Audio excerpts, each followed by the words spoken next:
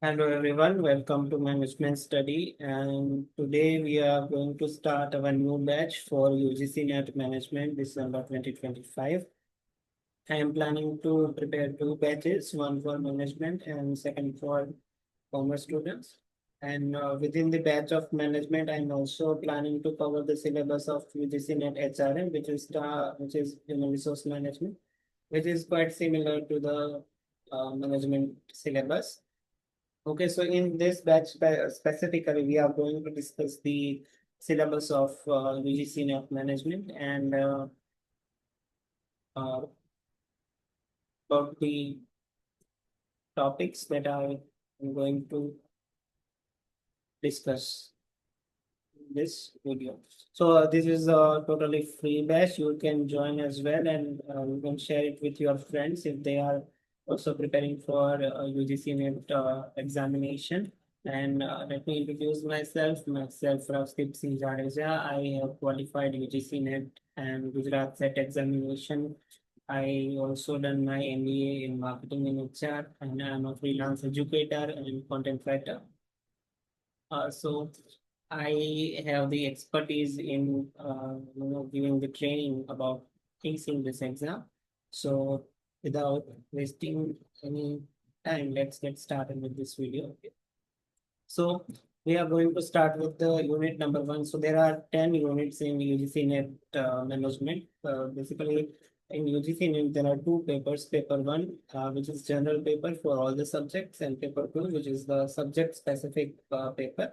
So here, my paper was management. So I am going to teach management. It is paper two, and there are 10 units in management subject and which are quite similar to commerce and HRM. Okay, so we are going to start with unit number one, which is management concept, process, theories, and approaches, management roles and skills. So in this lecture, I'm going to use both the languages, Hindi as well as English, so that it become easy to understand the concepts of management and what is management. Uh, what are the process of management because in UGC NET management syllabus the units are combined.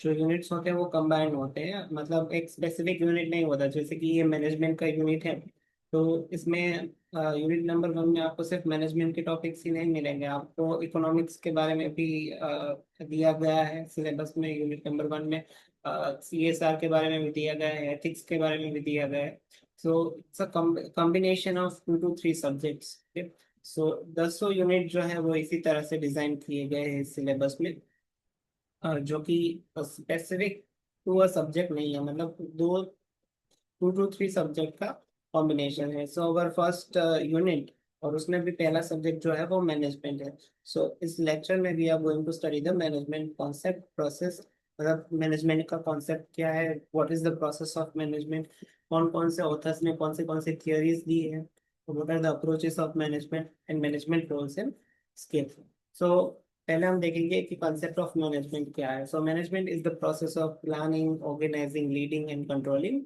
the efforts of people and resources to achieve organizational goals efficiently and effectively. So management जो है वो general process है जिसमें हम plan करते हैं organise करते हैं हम लीडरशिप दिखाते हैं as a manager you have to show your leadership skills आपको टीम मैनेज करनी होती है आपको एम्प्लॉयज को मैनेज करना होता है सो वो and the last one is controlling so जो हम काम देते हैं जो काम अलोकेट करते हैं एम्प्लॉयज को उसके ऊपर कंट्रोल होना भी बहुत जरूरी है कि वेदर किया गया काम ठीक से हुआ कि नहीं okay so management is a process ये एक प्रोसेस है मतलब ये सब चलता ही रहता है आप पहले प्लान करते हो फिर प्लानिंग के अकॉर्डिंग ऑर्गेनाइज करते हो सभी चीजें एम्प्लॉयज को ऑर्गेनाइज करते हो उनको लीड करते हो उनको दिखाते हो कि कैसे पर्टिकुलर गोल को अचीव किया जा सकता है कैसे पर्टिकुलर काम किया जा सकता है और कैसे पर्टिकुलर टारगेट को अचीव किया जा सकता है एंड देन वो कहने के बाद मतलब वो सारे इंस्ट्रक्शन देने के बाद आप जो है वो कंट्रोलिंग करते हो मतलब आप ऐसा वॉच रखते हो कि whether employees are doing their work according to instruction और नॉट उनको दिए गए टारगेट उन्होंने कंप्लीट किए या नहीं और नहीं किए तो व्हाट आर द रीजन कि उन्होंने कंप्लीट क्यों नहीं की so these all are the things that we are going to study in the management और ये जो प्रोसेस है वो चलता ही रहता है, मतलब ऑर्गेनाइजेशन हो या कंपनी हो या कोई भी फैक्ट्री हो, तो उसमें ये जो प्रोसेस है मैनेजमेंट का वो चलता ही रहता है। मतलब कंट्रोलिंग से सब खत्म नहीं हो जाता, ये एक बार काम दे दिया आपने, कंट्रोल चेक कर लिया, again for a new project you have to do planning, organising, leading and control. और वो चीजें एफिशिएंटली और इफेक्टिवली होनी चाहिए। एफिशिएंटली मीन्स सभी जो चीजें हैं वो सही ढंग से होनी चाहिए, एंड इफेक्टिव मीन्स सही तरीके से होनी चाहिए, ठीक है। So efficiency stands for doing things right, like optimal use of resources, मतलब एम्प्लॉयज को जो रिसोर्सेज दिए गए हैं, उनको उसका ऑप्टिमल यूज करना है। And effectiveness means doing the right things, मतलब उनको जो इंस्ट्रक्शन दिया गया है, उनको जो कहा गया है वही उनको करना है, उसके अलावा उनको कुछ ज्यादा नहीं करना, ठीक है। What are the key features of management? So पहला तो गोल ओरिएंटेड प्रोसेस, हम सबको पता है कि management is a goal oriented process, specific goal के लिए ही मैनेजमेंट किया जाता है। यूनिवर्सल यूनिवर्सल इन नेचर, मतलब मैनेजमेंट का जो प्रोसेस है वो यूनिवर्सल इन नेचर, मतलब आप इंडिया में भी मैनेजमेंट के प्रिंसिपल्स को अप्लाई कर सकते हो, आप यूएसए में भी मैनेजमेंट के प्रिंसिपल्स को अप्लाई कर सकते हो, आप यूके में भी मैनेजमेंट के प्रिंसिपल्स को अप्लाई कर सकते हो। ऐसा नहीं है कि ये चीज़ सिर्फ इंडिया में चलती है, ये चीज़ ऑल ओवर द वर्ल्ड चलती है। मतलब रशिया जाकर भी आप मैनेजमेंट के प्रिंसिपल्स जो है वो सेम ही रहेंगे। uh, कोई other country, less develop country like south Africa, जहाँ पर भी मैनेजमेंट के प्रिंसिपल्स है वो सेम ही रहेंगे। So they are universal in nature. Multidisciplinary, of course management जो सब्जेक्ट है वो मल्टीडिसिप्लिनरी है। मल्टीडिसिप्लिनरी का मतलब वो एक ही सब्जेक्ट नहीं है, मतलब सभी सब्जेक्ट का कॉम्बिनेशन है। तो यहाँ पे कहा है uses of economics, psychology and sociology. So management science भी है, मैनेजमेंट आर्ट्स भी है, बिकॉज उसमें ये सारे प्रिंसिपल्स आते हैं। आप अगर इकोनॉमिक्स पढ़ते हो तो उसमें डिमांड सप्लाई और ये सब आता है, मार्केट के बारे में आता है, तो वो मैनेजमेंट में भी आता है। आप साइकोलॉजी पढ़ते हो तो उसमें ह्यूमन साइकोलॉजी के बारे में आता है, उसमें हमारा एम्प्लॉयज की साइकोलॉजी के बारे में आता है। सो वो सब मैनेजमेंट में भी आता है। एंड सोशियोलॉजी, सो ऑर्गेनाइजेशन जो है वो पार्ट ऑफ अ सोसाइटी है, मतलब ऑर्गेनाइजेशन सोसाइटी से अलग नहीं है, हमें लोगों के साथ मिलकर ही ऑर्गेनाइजेशन में काम करना पड़ता है। So it is a part of, that is the thing is part of sociology. Institution हो गया या फिर लोग हो गए, तो ये सारी जो स्टडीज है वो सोशियोलॉजी में की जाती है। सो मैनेजमेंट जो है वो मल्टी डिसिप्लिनरी है, वो मतलब या, जैसे कि फिजिक्स, केमिस्ट्री हो गया, मैथमेटिक्स हो गया, तो उसमें ना फिक्स रूल होते हैं, मतलब आप उस रूल के बाहर कुछ भी अपना इनोवेटिव नया सब्जेक्ट नहीं ला सकते। लेकिन जो मैनेजमेंट सब्जेक्ट है वो मल्टी डिसिप्लिनरी है, मतलब इसमें इकोनॉमिक्स के प्रिंसिपल भी होंगे, इसमें साइकोलॉजी के प्रिंसिपल्स भी होंगे और सोशियोलॉजी के प्रिंसिपल्स भी होंगे। देन कंटिन्यूस एंड डायनामिक, मतलब मैनेजमेंट का जो प्रोसेस है वो कंटिन्यूस प्रोसेस है, मतलब एक बार आपने मैनेजमेंट कर दिया तो काम खत्म, ऐसा नहीं है। आपको हर बार मैनेजमेंट करना ही पड़ेगा, हर नए प्रोजेक्ट पे आपको मैनेजमेंट करना पड़ेगा। हर एम्प्लॉय को मैनेज करना पड़ेगा, हर टास्क को मैनेज करना पड़ेगा। So in an organization management is an essential part. So आप इसको छोड़ नहीं सकते, ये कंटिन्यूस प्रोसेस है जो आपको करना ही पड़ेगा as a manager. It's a dynamic, मतलब ये स्टैटिक नहीं है। स्टैटिक यानी ऐसी चीजें जो चेंज नहीं होती, डायनामिक यानी ऐसी चीजें जो चेंज होती रहती। So according to environment, according to marketing situation, according to market situation, according to you know changes, इसको भी चेंज, ये भी चेंज होता रहता है। मैनेजमेंट भी जो है वो चेंज होता रहता है। ग्रुप एक्टिविटी, ऑफ कोर्स लोगों का ही मैनेजमेंट करना होता है, लोगों के काम का मैनेजमेंट करना होता है। So it is a group activity, मतलब मैनेजमेंट में लोगों के साथ मिलकर काम करना होता है, टीम में काम करना होता है। तो विदाउट इफेक्टिव मैनेजमेंट टीम काम नहीं कर सकती। So it's a group activity. अब कहा गया है process of management. So often explain is the function of management, POLC framework means कि जो प्रोसेस और फंक्शंस ऑफ मैनेजमेंट है वो बहुत सिमिलर है, मतलब ये planning, organising, staffing, directing and controlling. आपको जो आपको अगर एग्जाम में ऐसा पूछा जाए what are the functions of management, तो भी यही चीज आपको लिखनी है। और अगर आपको ऐसा पूछा जाए कि what is the process of management, तो भी यही सारे जो चीजें हैं, प्लानिंग, ऑर्गेनाइजिंग और ये सब, ये प्रोसेस है और फंक्शंस भी यही है। तो first we will start with plan. So planning means to define objective, strategies and action plans. अब हम सबको पता है कि प्लानिंग फेज में हम सब प्लान करते हैं, थोड़ा हम थोड़ा थिंकिंग करते हैं about the budget, about the objectives of our organisation, हमारे पास कौन कौन से रिसोर्सेज है, उसके अकॉर्डिंग हम प्लान बनाते हैं, ठीक है। देन ऑर्गेनाइजिंग, ऑर्गेनाइजिंग में क्या करते हैं हम, असाइनिंग टास्क, मतलब एम्प्लॉयज जो होते हैं हमारे, उनको टास्क देते हैं कि आपको ये पर्टिकुलर टास्क करना है। ग्रुपिंग रिसोर्सेज, मतलब जो हमारे पास रिसोर्सेज होते हैं, एक ऑर्गेनाइजेशन के पास कई सारे रिसोर्सेज होते हैं। ऑर्गेनाइजेशन के पास जो कंप्यूटर्स होते हैं, जो लैप कंप्यूटर्स होते हैं, जो टेक्नोलॉजी होती है, मतलब जो भी उनका लोकेशन होता है, उनका बिल्डिंग होता है, उनका इंफ्रास्ट्रक्चर होता है, वो सब ऑर्गेनाइजेशन के रिसोर्स में आता है। वो जो फ्री आपको सर्विसेज देते हैं, मतलब जो आप वहाँ के चीज़ें यूज करते हैं, वो सभी ऑर्गेनाइजेशन के रिसोर्सेज है। तो ऑर्गेनाइजेशन में क्या होता है, रिसोर्सेज को ग्रुप्स में डिवाइड करना पड़ता है कि सम अमाउंट ऑफ रिसोर्सेज इनको यूज करना है, सम अमाउंट ऑफ रिसोर्सेज इस टीम को यूज करना है। मतलब कि कोई एक पर्टिकुलर टीम, जैसे कि मार्केटिंग टीम है, तो मार्केटिंग टीम को पेट्रोल अलाउंस दिया जाता है, ट्रैवल अलाउंस दिया जाता है, क्योंकि उस टीम में सेल्समैन होते हैं, सेल्स पर्सन होते हैं, जिनको एक जगह से दूसरी जगह ट्रैवल करना होता है, और इसके लिए उनको additional travel allowance, petrol allowance और कमीशन भी दिया जाता है, जो कि फाइनेंस टीम और एचआर टीम में नहीं दिया जाता, ठीक है। फाइनेंस टीम और एचआर टीम में ट्रैवल अलाउंस या पेट्रोल अलाउंस नहीं दिया जाता, वो स्पेसिफिकली मार्केटिंग टीम को ही दिया जाता है, और मार्केटिंग टीम में भी स्पेसिफिकली जो सेल्स वाले लोग होते हैं उन्हीं को दिया जाता है। देन स्टाफिंग, मतलब जो एचआर का काम है, उसमें लोग को रिक्रूट किया जाता है, उनको ट्रेनिंग दी जाती है, और एक अच्छा एम्प्लॉय बनाया जाता है। एज एन एक इंडिविजुअल को रिक्रूट किया जाता है, उसको ट्रेनिंग दी जाती है, और उसको ऑर्गेनाइजेशन फिट बनाया जाता है, मतलब कंपनी फिट बनाया जाता है। देन लीडिंग एंड डायरेक्टिंग, जो कि टॉप लेवल मैनेजमेंट का काम होता है, मतलब उसमें वो एम्प्लॉयज को मोटिवेट करते हैं, उनसे उनके साथ कम्युनिकेशन करते हैं, वो उनको गाइड करते हैं, और जो भी काम दिया होता है उसे सुपरवाइज करते हैं। कंट्रोलिंग, जो लास्ट वन है, जिसमें एम्प्लॉय ने जो काम किया है उसका परफॉर्मेंस मेजरमेंट किया जाता है, उसने अगर कहीं भी गलती की है, उस गलती को सुधारने का काम जो है वो कंट्रोलिंग में किया जाता है। ये सारे जो थे वो प्रोसेस ऑफ मैनेजमेंट थे, मतलब ये सभी चीजें लाइन में ही आती है, मतलब पहले प्लानिंग आती है, उसके बाद ऑर्गेनाइजिंग आती है, फिर स्टाफिंग, डायरेक्टिंग और लीडिंग, एंड लास्ट में जो है वो कंट्रोलिंग आती है। आप ऐसे याद रख सकते हो कि मैनेजमेंट की प्रोसेस जो है वो प्लानिंग से शुरू होती है और कंट्रोलिंग पे खत्म हो जाती है, ठीक है। लेकिन ये प्रोसेस कंटिन्यू है, कंट्रोलिंग के बाद भी आपको फिर से प्लानिंग करना पड़ेगा, फिर से ऑर्गेनाइजिंग करना पड़ेगा, स्टाफिंग करना पड़ेगा। So it's a continuous process. Now management theories and approaches. So management जो सब्जेक्ट है उसमें कई सारी थियरीज है, कई सारे अप्रोचेस है। जो मैनेजमेंट साइंटिस्ट होते हैं, जिन लोगों ने मैनेजमेंट फील्ड में रिसर्च किया होता है, उन लोगों ने कई सारी थियरीज दी, ठीक है।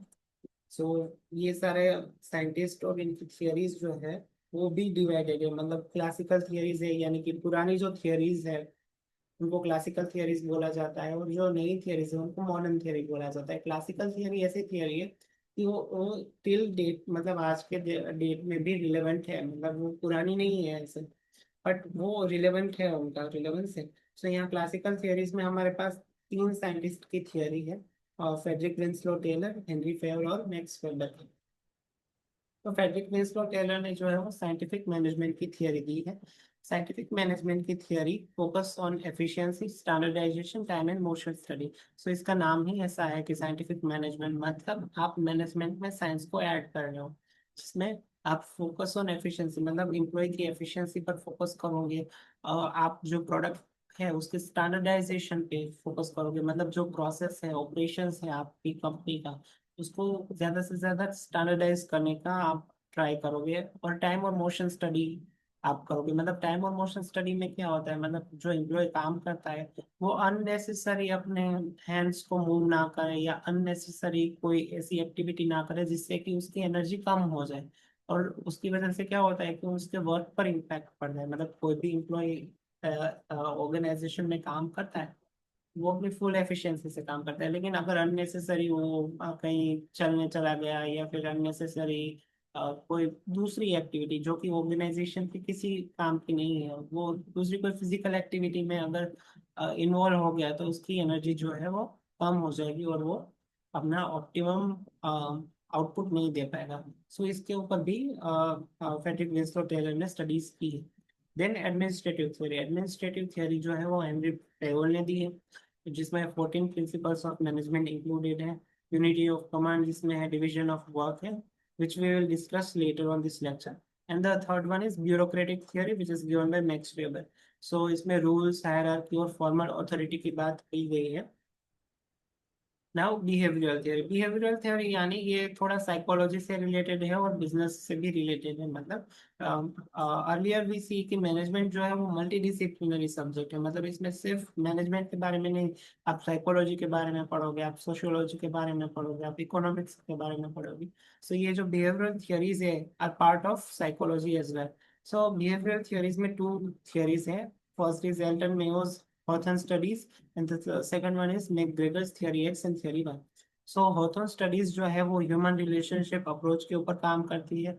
उसमें एम्प्लॉय का मोटिवेशन, मॉरल, ये सब स्टडी किया जाता है। और मैकग्रेगर की theory X and theory Y में एम्प्लॉय का एटीट्यूड स्टडी किया जाता है। मतलब या तो एम्प्लॉय का एटीट्यूड जो है वो एक्स टाइप होगा या तो एम्प्लॉय का एटीट्यूड जो है वो वाई टाइप होगा। सो इसमें ये बताया जाता है कि एक्स टाइप ऑफ एम्प्लॉय जो होते हैं वो मोटिवेटेड टू वर्क होते हैं, वो इनिशिएटिव लेने में भी सबसे आगे होते हैं, वो वर्क के टाइम बोर नहीं होते और अच्छे से अपना काम करते हैं, उनको कोई कंट्रोल की जरूरत नहीं होती। बल्कि जबकि वाई टाइप के एम्प्लॉयज जो होते हैं वो थोड़े से लेजी होते हैं, उनके ऊपर थोड़ा सुपरविजन की जरूरत होती है, वो अपना काम ठीक से नहीं करते, वो सेल्फ मोटिवेटेड नहीं होते। सो इस तरह से उसने एम्प्लॉयज को टू पार्ट में डिवाइड कर दिया, theory X type of employee and theory Y type of employee. ठीक है। एंड हॉथॉर्न स्टडीज में एंटन मेयो ने क्या किया, ह्यूमन रिलेशंस अप्रोच के ऊपर स्टडीज की, जिसमें उसने देखा कि एम्प्लॉयज कोई भी काम करने के लिए कितने मोटिवेटेड है, उनको वो काम करने से अच्छा फील होता है या नहीं, वो टीम वर्क में बिलीव करते हैं या नहीं, उनका मोरल क्या है। सो इन डिटेल भी देखेंगे आगे about this theories. Then quantitative management science approach, मतलब इसमें इसका नाम ही है क्वांटिटेटिव, यानी मैथमेटिकल मॉडल, स्टैटिस्टिक्स और डिसीजन साइंस के बेस्ड ये थियरीज है। Then systems approach means organisation को एज ए सिस्टम देखा जाता है, जिसमें आप अगर एक एग्जांपल है जैसे कंप्यूटर, कंप्यूटर एक सिस्टम है। सो उसमें क्या होता है, इनपुट, प्रोसेस और आउटपुट। सो इन सिस्टम अप्रोच में भी ऑर्गेनाइजेशन को ऐसे सिस्टम देखा जाता है जिसमें इनपुट होता है, मतलब इम्प्लॉयज, रिसोर्सेज, ये सब इनपुट है। प्रोसेसिंग मतलब जो ऑपरेशंस और वो सब होता है वो प्रोसेस है। और आउटपुट यानी जो रिजल्ट्स होते हैं हमारा, पोस्ट प्रोडक्शन और पोस्ट ऑपरेशंस जो रिजल्ट होते हैं, that is called output and the feedback. So ये सब है वो सिस्टम अप्रोच में है, जिसके बारे में हम डिटेल में देखेंगे। And the contingency approach which is no one best way to manage the organisation. So contingency approach ये कहता है कि ऑर्गेनाइजेशन को फ्रीली चलना चाहिए, मतलब उनको एक थियरी या फिर एक प्रिंसिपल से स्टिक नहीं रहना चाहिए, बट उनको जो है वो अपनी तरह से क्रिएटिवली सोचना चाहिए और फ्री वे में एकदम मैनेजमेंट करना चाहिए। ठीक है। Now we are going to study management roles, और ये मैनेजमेंट रोल्स जो है वो हेनरी मिन्सबर्ग ने दिए हैं। Henry मिन्सबर्ग was also management scientist, जिसने इंडस्ट्रियल साइकोलॉजी में बहुत बड़ा कंट्रीब्यूशन किया है।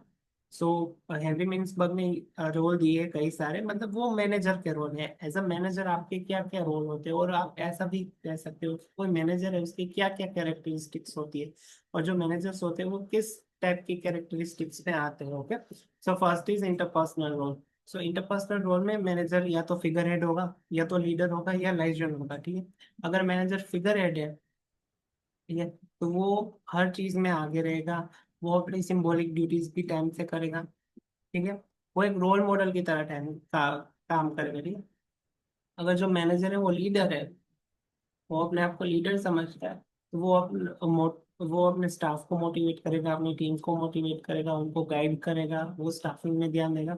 और अगर वो लाइजन है, मतलब वो, हाँ, लीडर और फिगर हेड नहीं है, तो वो क्या करेगा, नेटवर्क बिल्ड करेगा, इम्प्लॉयज के साथ रिलेशनशिप बिल्ड करेगा, थर्ड पार्टी के साथ रिलेशनशिप बिल्ड करेगा, ऐसा वो सब करेगा। सो या तीन टाइप के मैनेजर्स होते हैं, या तो फिगर हेड होते हैं, मतलब वो ड्यूटीज करवाते हैं, ड्यूटीज कराते हैं, साथ में काम करते हैं। जो फिगर हेड होते हैं, वो जो लीडर होते हैं, वो खुद काम नहीं करते, पर वो दूसरों को मोटिवेट करते हैं, स्टाफ को, और उनको गाइड करते हैं टू वो पर्टिकुलर टास्क। और जो लाइजन होते हैं, वो नेटवर्क बनाते हैं, रिलेशनशिप बनाते हैं, और मतलब एम्प्लॉयज के साथ अच्छे से घुल मिल जाते हैं। देन इंफॉर्मेशनल रोल, मतलब एक मैनेजर का इंफॉर्मेशनल रोल क्या क्या होता है, और इंफॉर्मेशनल रोल के बेसिस पर कैसे कैसे मैनेजर होते हैं। सो या तो वो मॉनिटर होगा, मतलब वो जो है वो सारी इंफॉर्मेशन गैदर करेगा, सभी इंफॉर्मेशन देगा इन अ फॉर्मल वे। डिसेमिनेटर होगा, मतलब sharing information within organisation. वो इंफॉर्मेशन जो है वो सिर्फ ऑर्गेनाइजेशन की चार दीवार के बीच में ही शेयर करेगा, और उसके बाहर किसी को भी वो इंफॉर्मेशन नहीं देगा। स्पोक्स पर्सन, मतलब वो ऑर्गेनाइजेशन को आउटसाइड रिप्रेजेंट करता है टू द पब्लिक, मतलब वो ऑर्गेनाइजेशन का पब्लिक फेस होगा। सो इंफॉर्मेशनल रोल में या तो वो इंफॉर्मेशन गैदर करता है, या within organisation information share करता है, और एज अ पब्लिक फेस, मतलब ऑर्गेनाइजेशन का रिप्रेजेंटेटिव बनकर वो ऑर्गेनाइजेशन को रिप्रेजेंट करता है in public. And decisional role, so manager का डिसीजनल रोल उसके बेसिस पर किस टाइप के मैनेजर होते हैं। सो यहाँ पर कहा है ऑन्टरप्रेन्योर, मतलब ऑन्टरप्रेन्योरियल टाइप के मैनेजर होते हैं, जो चेंज को इनिशिएट करते हैं, और जो इनोवेशन और रिसर्च और डेवलपमेंट में बिलीव रखते हैं। देन डिस्टर्बेंस हैंडलर, मतलब जो भी कोई कॉन्फ्लिक्ट हुआ या फिर क्राइसिस हुआ, तो उसको हैंडल करते हैं ऑर्गेनाइजेशन में। रिसोर्स अलोकेटर, मतलब जो डिसाइड करते हैं कि किस टाइप के रिसोर्सेज कहाँ अलोकेट करने हैं। एंड द नेगोशिएटर, वो जो बार्गेनिंग करते हैं, रीचिंग और जो अग्रीमेंट का काम होता है, वो सब वो करते हैं, ठीक है। Now management skills, this is given by Robert carts model, okay. Robert carts है, इसने एक मॉडल बनाया है जिसमें उन्होंने मैनेजमेंट स्किल्स दी है। तो मैनेजमेंट स्किल्स स्पेसिफिकली तीन तीन टाइप की होती है: technical skills, human and interpersonal skills, and conceptual skills. So technical skills include knowledge of processes, मतलब कोई भी प्रोसेस कैसे होती है उसकी नॉलेज, मेथड की नॉलेज, टूल्स की knowledge, which is important at lower level management, specific tools कैसे चलते हैं वो। And then human and interpersonal skills means ability to work with, motivate and lead people, मतलब लोगों के साथ काम करना है, एम्प्लॉयज के साथ काम करना है, सो उसके पास ये एबिलिटी होनी चाहिए to work in team. Then conceptual skills means ability to see the big picture, थोड़ा इनोवेशन, थोड़ा रिसर्च, थोड़ा उसके पास फ्यूचर देखने की भी एबिलिटी होनी चाहिए, मतलब नॉट इन द सेंस कि फ्यूचर में क्या होने वाला है वो, बट ऑर्गेनाइजेशन का फ्यूचर क्या होगा वो प्रिडिक्ट कर सके। एनालाइज एंड सॉल्व प्रॉब्लम्स, मतलब उसमें एनालिटिकल स्किल्स होनी चाहिए, उसमें प्रॉब्लम स्किल्स होनी चाहिए। सो कॉन्सेप्चुअल जो स्किल्स है वो टॉप लेवल मैनेजमेंट के पास होनी बहुत जरूरी है, बिकॉज टॉप लेवल मैनेजमेंट के हाथ में ही ऑर्गेनाइजेशन की डोरी होती है। वही डिसाइड करते हैं कि ऑर्गेनाइजेशन किस डायरेक्शन में जाएगा इन फ्यूचर। और जो टेक्निकल स्किल्स है वो तो लोअर लेवल मैनेजमेंट के पास होनी चाहिए, बिकॉज उन्हें सब टेक्निकल काम करने होते हैं, उन्हें रिपोर्ट बनाने होते हैं, उन्हें डेटा एनालिसिस का कोई काम करना होता है। And human and interpersonal skills, मतलब वो तो सभी के पास होनी चाहिए, from top to bottom level, okay. Okay, now management functions, communication, decision making and organization structure, ये हम सेकंड लेक्चर में देखेंगे, ओके। फॉर दिस लेक्चर हम यहाँ तक रखते हैं। हमने देखा मैनेजमेंट स्किल्स, तो तीन टाइप ऑफ मैनेजमेंट स्किल्स होती है: टेक्निकल, ह्यूमन एंड कंसेप्चुअल। फिर हमने देखा मैनेजर के रोल क्या क्या होते हैं, तो इंटरपर्सनल रोल होता है, इंफॉर्मेशनल रोल होता है, और डिसीजनल रोल होता है।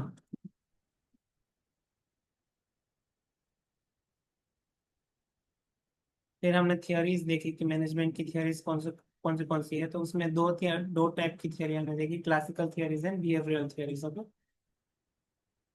देन हमने देखा था प्रोसेस ऑफ मैनेजमेंट और functions of management, which includes planning, organising, staffing, leading and controlling. And की फीचर्स ऑफ हमने देखा मैनेजमेंट, और कॉन्सेप्ट देखा मैनेजमेंट का, ओके।